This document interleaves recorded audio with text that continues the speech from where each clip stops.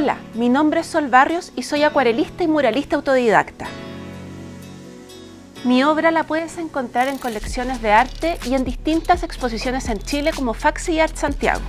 Por otro lado, podrás ver mis murales en diferentes calles de Santiago, restaurantes, estudios e incluso hogares. Antes de ser artista visual estudié actuación y algo que aprendí es que todas las disciplinas artísticas se basan en un punto de partida común pero con diferentes lenguajes. La acuarela, como nosotros, funciona a través del agua, por tanto es emocional y busca la libertad en cada uno de sus movimientos.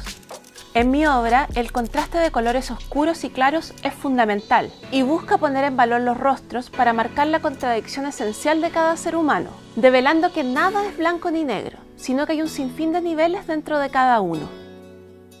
En este curso de doméstica aprenderás a hacer un retrato en acuarela a partir de una fotografía.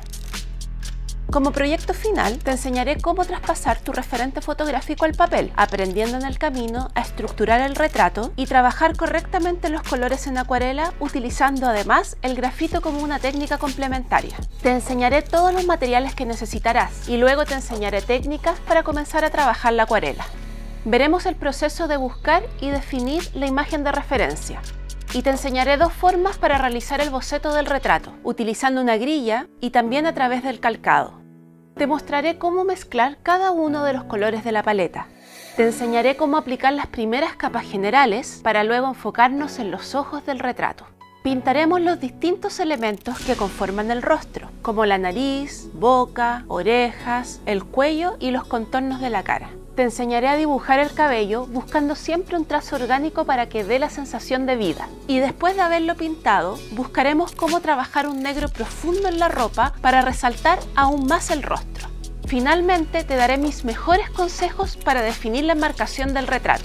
Si sigues estos pasos, habrás aprendido a hacer un retrato usando manchas con acuarela que reflejen la personalidad y el carácter de un personaje.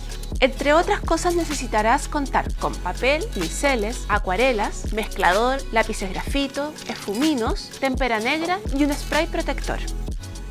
Este curso va dirigido a ilustradores, artistas, dibujantes o cualquier persona que se sienta atraído por el mundo de la acuarela.